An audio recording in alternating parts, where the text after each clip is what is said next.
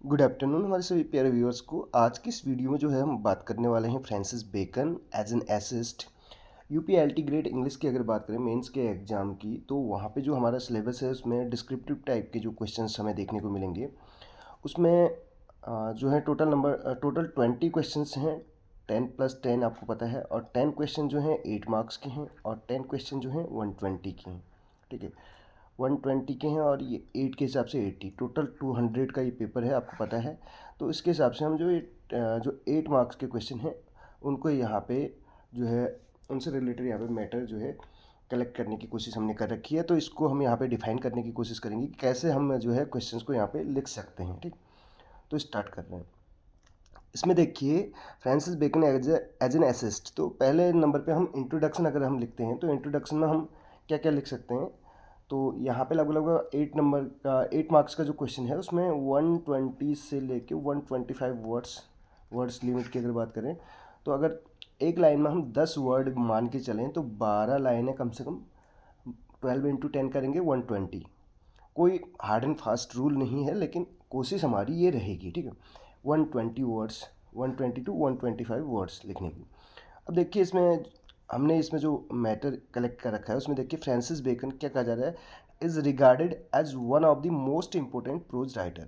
तो Francis Bacon जो हैं उनको माना जाता है क्या, one of the most important prose writer, जो प्रोज राइटर्स हैं उनसे एक इनको माना जाता है। ऑफ रेनेसा पीरियड या एलिजाबेथन पीरियड। ठीक है, एलिजाबेथन एज के हैं, आपको पता है ये। रेनेसा पीरियड हमने कहा या एलिजाबेथन एज हमने कहा, और एलिजाबेथन की हम बात करें तो 1558 से लेके 1603। आप यहाँ पे कुछ एडिशनल भी इसमें कुछ ऐड कर सकते हैं। अगर आपको लगता है कि टोटल 120 वर्ड्स नहीं हो पा रहे हैं तो कुछ जो है कुछ सेंटेंस या कुछ एडिशनल इन्फॉर्मेशन इनके बारे में दे सकते हैं थोड़ा बहुत, ताकि आपको जो है वर्ड लिमिट का जो अगर डर आपके दिमाग में होगा तो वो कहीं से कहीं तक नहीं रहेगा। दूसरा देखिए, इसमें and is often called father of English essays, और इनको क्या कहा जाता है, फादर ऑफ इंग्लिश एसेज कहा जाता है। फादर ऑफ इंग्लिश एसेज के अलावा अगर बात करें, इनको फादर ऑफ एम्पिरिसिज्म भी कहा जाता है। क्या कहा जाता है, एम्पिरिसिज्म, फादर ऑफ एम्पिरिसिज्म भी इनको कहा जाता है। एम्पिरिसिज्म क्या होता है, एम्पिरिसिज्म की अगर बात करें हम, तो इसके बारे में हमने ऑलरेडी पहले भी बता रखा है अपनी वीडियोज में। एम्पिरिसिज्म एक ऐसी ब्रांच है जिसमें बोल सकते हैं एक ऐसा आइडिया है जो क्या कहता है कि नॉलेज जो है वो कहाँ से आता है, सेंसेस के थ्रू आता है। नॉलेज कम्स थ्रू सेंसेस, ये बात करता है। जो नॉलेज है वो किसके द्वारा हमें प्राप्त होता है, कहता है knowledge comes through senses, comes through senses के द्वारा हमें नॉलेज प्राप्त होता है। कहने का मतलब है अनुभववाद भी बोल देते हैं। ठीक है, तो अनुभव के द्वारा जो हम अपने सेंस ऑर्गन, जो हमारे 5 सेंस ऑर्गन हैं उनके द्वारा जो हमें ज्ञान की प्राप्ति होती है। ठीक, ये एम्पिरिसिज्म बात करता है, वो नॉलेज उसकी ये बात करता है। तो फादर ऑफ एम्पिरिसिज्म भी इनको कह दिया जाता है, किसको, फ्रांसिस बेकन को। His essays are known for their practical, आगे देखिए, इनके जो एसेज हैं वो किस लिए जाने जाते हैं, प्रैक्टिकल विजडम के लिए जाने जाते हैं, और इसके अलावा फिलोसॉफिकल इंसाइट। फिलोसॉफिकल क्या होता है, फिलोसॉफी आपने पढ़ा होगा, दर्शन शास्त्र, कब क्यों कैसे की बात करता है। ठीक है, तो जो सत्य है कहीं ना कहीं उसका भी कुछ ना कुछ एक सत्य होता है, कहीं कहीं जो आपको सच्चाई लग रही है, जो ट्रूथ है उसका भी कहीं ना कहीं एक ट्रूथ होता है। जैसे आपने किसी चीज़ को कर लिया कि आपने कहा sun rises in the east बोल दिया आपने। ठीक है, the sun rises in the east. अब तो इसके लिए भी आप क्या करेंगे, प्रैक्टिकली इसको देखेंगे कि जो सन है वो रियल में राइज होता है क्या, ईस्ट से। तो प्रैक्टिकल विजडम की बात करता है, और उसके अलावा फिलोसफिकल इंसाइट की भी ये बात करते हैं। तो ये इंट्रोडक्शन में हो जाएगा। अगर आप कुछ इसमें और ऐड करना चाहें, जैसे उनका लाइफ स्पैन है वो क्या है, 1561 से लेके 1626। इसके अलावा ये क्या थे, एक फिलोसोफर थे, आपको पता है। फिलोसोफर के अलावा अगर बात करें तो एक स्टेट्समैन थे, लॉयर थे, और ये जो है एक की फिगर भी माने जाते हैं, किस चीज़ के लिए, establishing this scientific method, scientific method को इस्टेब्लिश करने की उसमें अगर बात करें तो एक की फिगर के रूप में भी इनको जाना जाता है। बढ़ेंगे अगले उसमें, देखिए अब जो इनकी स्टाइल है, स्टाइल इनकी एसेज की जो स्टाइल है वो कैसी है। ठीक है। और लैंग्वेज कैसी है इनकी? Beckons style is concise. Concise का मतलब होता है ब्रीफ, ब्रीफ यानी कि संक्षिप्त, ठीक है। अब संक्षिप्त कैसे होगी? कंसाइज को दूसरे वर्ड में हम क्या बोल सकते हैं? हम बोल सकते हैं बहुत ज़्यादा नॉलेज, यानी कि बहुत ज़्यादा इन्फॉर्मेशन देना, कुछ ही वर्डों का, कुछ शब्दों में जो है बहुत कुछ बयां कर देना। जैसे मैं पहले भी कई बार कह चुका हूँ, गागर में सागर भरना करके, ठीक है। Giving a lot of information बोल सकते हैं, giving a lot of information in few words. Concise का मतलब अगर कोई पूछे आपसे क्या इसका मतलब होता है, ये ब्रीफ होता है, लेकिन ब्रीफ होगा कम शब्दों में बहुत कुछ बयां कर देना, तो जिसको हम इंग्लिश में बोल सकते हैं giving a lot of information in few words, ठीक है। एफोरिस्टिक क्या होता है? एफोरिस्टिक, एफोरिस्टिक स्टाइल के लिए कौन जाना जाता है, या कौन जो है विटी और कंसाइज जो है स्टाइल के लिए जाना जाता है?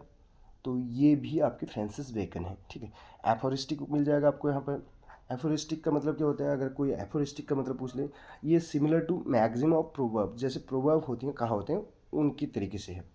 और यह बोल सकते हैं विटी और कंसाइज सेइंग भी हम बोल सकते हैं।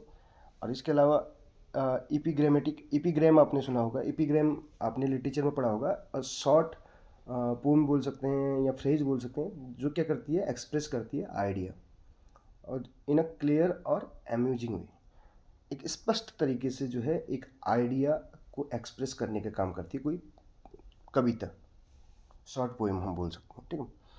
हिज सेंटेंसेज आर शॉर्ट, इनके सेंटेंसेस जो हैं शॉर्ट रहते हैं, संक्षिप्त रहते हैं, but full of deep meaning. कम सेंटेंस शॉर्ट होंगे, संक्षिप्त होंगे, लेकिन फुल ऑफ डीप मीनिंग, उनका मीनिंग बहुत जो है डीप होगा। Each line often reads like a proverb, हर एक लाइन ऐसे लगती है जैसे क्या हो क्या, प्रोवर्ब, जैसे प्रोवर्ब अपनी मीनिंग देती है, आपने देखा होगा कहावतें होती हैं जैसे। ऑफरिंग मॉरल गाइडेंस, और वो क्या देती है हमें, हर एक लाइन क्या देती है, एक मॉरल गाइडेंस देती है। इसके अलावा practical advice for daily life, और डेली लाइफ ये जो दैनिक जीवन है उसके लिए क्या देती है, प्रैक्टिकल एडवाइस हमें देने का काम करती है। तो इनकी स्टाइल और लैंग्वेज की बात करें तो कैसी है इन बेकन की स्टाइल? कंसाइज है, एफोरिस्टिक है एंड एपिग्रामेटिक है। इनके सेंटेंसेस शॉर्ट होते हैं लेकिन फुल ऑफ डीप मीनिंग होते हैं। ईच लाइन क्या होती है, प्रोवर्ब की तरह होती है, और जो क्या ऑफर करती है, moral guidance and practical advice of daily life. Next अगर बात करें इसमें थीम ऑफ द एसेज, जो इनके एसेज हैं उनकी थीम क्या होती है? थीम का मतलब है विषय, subject. Bacon wrote on a wide range, तो किस पे लिखते हैं, वाइड रेंज पे लिखते हैं। इनकी रेंज जो है वो इनकी राइटिंग स्टाइल की तरह कंसाइज नहीं है, वाइड है, ठीक है। और जिसमें सब्जेक्ट क्या रहते हैं, सब्जेक्ट इनके एसेज के क्या क्या रहते हैं, कौन से टॉपिक्स पे लिखा करते हैं, जैसे ट्रूथ पे हो गया, स्टडीज पे हो गया, of truth, of studies, of friendship, of करके भी आपको देखने को मिलते हैं, ambition, love and politics, marriage के बारे में भी इन्होंने लिखा है, ठीक है। His essays focus on human nature, इनके एसेज जो हैं वो किस पे फोकस करते हैं, ह्यूमन नेचर पे, मानव स्वभाव की बात करते हैं, ठीक है। एंड प्रोवाइड गाइडेंस, और गाइडेंस भी वहाँ पे प्रोवाइड करते हैं, प्रदान करते हैं, about how to live wisely and successfully, और ये बताते हैं कि कैसे हम जो है बुद्धिमत्तापूर्वक और सफलतापूर्वक जो है अपनी लाइफ को जी सकते हैं। उसके लिए निर्देशन और परामर्श और निर्देशन जो आपने पढ़ा होगा कहीं ना कहीं, उसके बारे में भी ये गाइड करते हैं अपने एसेज के जरिए, ठीक। नेक्स्ट इसमें क्या कहा जा रहा है, देखिए थीम हमने पढ़ ली, इसके बाद अब हमारे पास क्या बच रहा है, कंट्रीब्यूशन। इनका कंट्रीब्यूशन क्या है एसेज में अगर बात करें,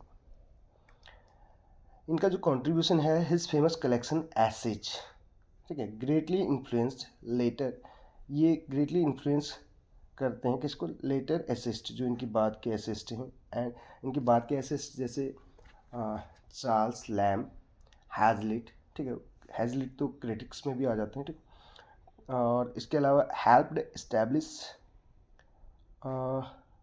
the formal essay tradition in English literature, ठीक। इनका कंट्रीब्यूशन क्या है, जो इनके बाद के जो एसेस्ट हैं उनको भी ये कहीं ना कहीं इन्फ्लुएंस करते हैं, ठीक है, प्रभावित करते हैं अपनी राइटिंग स्टाइल से। कंक्लूजन क्या होता है,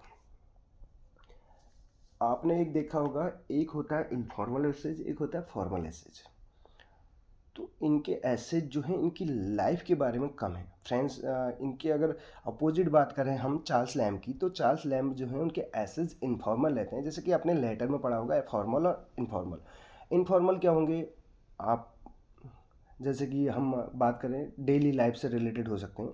फॉर्मल जो ऑफिशियल वर्क से रिलेटेड होते हैं, जैसे हम लेटर में बात करें, तो इनके एसेज जो हैं फॉर्मल होते हैं, इनके इनफॉर्मल नहीं होते हैं जैसे चार्ल्स लैम्ब के होते हैं, ठीक है। आपने वो देखा होगा वहाँ पे फेमिलियर वर्ड भी आपको देखने को मिलता है, जैसे चार्ल्स लैम्ब का ड्रीम चिल्ड्रन, वो जो है ऑटोबायोग्राफिकल है, कहीं ना कहीं उनकी अपनी लाइफ से रिलेटेड है। तो यहाँ पे ऐसा हमें देखने को नहीं मिलता है, ये साइंटिफिक वे अपनाते हैं इसके लिए, ठीक। कंक्लूजन क्या है, लास्ट में हम क्या लिख सकते हैं कंक्लूजन के तौर पे, इसमें और भी आप एडिशनल पॉइंट ऐड कर सकते हैं अगर आपको इससे भी बेहतर पॉइंट्स मिल जाते हैं तो। 10 इस प्रकार कह सकते हैं हम बेकन्स एसेज कंबाइन। बेकन के एसेज में हमें देखने को मिलता है, मिश्रण देखने को मिलता है किस चीज़ का, विजडम का देखने को मिलता है, ठीक है। विजडम यानी कि विटी होते हैं ना, आपको पता है। इसके अलावा क्लैरिटी इसमें हमें देखने को मिलती है, इसमें प्रैक्टिकल फिलोसफी हमें देखने को मिलती है, making him one of the greatest essays. ये सारी चीज़ें इनको क्या बनाती हैं, एक महान निबंधकार बनाती हैं इंग्लिश लिटरेचर। तो ये हम यहाँ पे लिख सकते हैं, इसको हमने शॉर्ट में ही यहाँ पे करने की कोशिश की।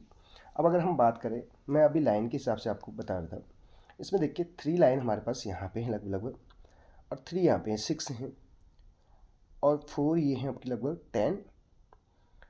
10 और लगभग आपके 5 मान लेते हैं क्योंकि कुछ नीचे भी थे, 15 लाइन, और ये होगी आपकी लगभग 20 लाइन्स हमारी यहाँ पे हो रही हैं। लेकिन इसमें आप थोड़ा बहुत और ऐड कर सकते हैं, जैसे मैंने एम्पिरिसिज्म के बारे में बताया, थोड़ा सा इनके जो है स्टाइल की को और थोड़ा और डिफाइन कर सकते हैं। तो लगभग आपका ये 8 मार्क्स का जो क्वेश्चन है यहाँ पे वो प्रिपेयर हो जाएगा इस तरीके से।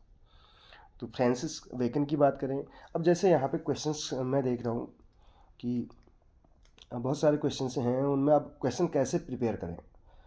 आप देखेंगे जो आपको जो अलग अलग यूट्यूब चैनल्स में भी देखने को मिल रहा होगा, कोई कह रहा है कि जैसे आपने कॉलेज में लिखा था उस तरीके से नहीं लिखना है, कोई कुछ कहेगा कोई कुछ कहेगा, लेकिन आपको क्या करना है, क्योंकि एज इट इज़ तो आप जो है क्वेश्चन प्रिपेयर कर लें और जैसे आप यहाँ पे कर रहे हैं वैसे ही आपको वहाँ मिल जाए, ये पॉसिबल नहीं है।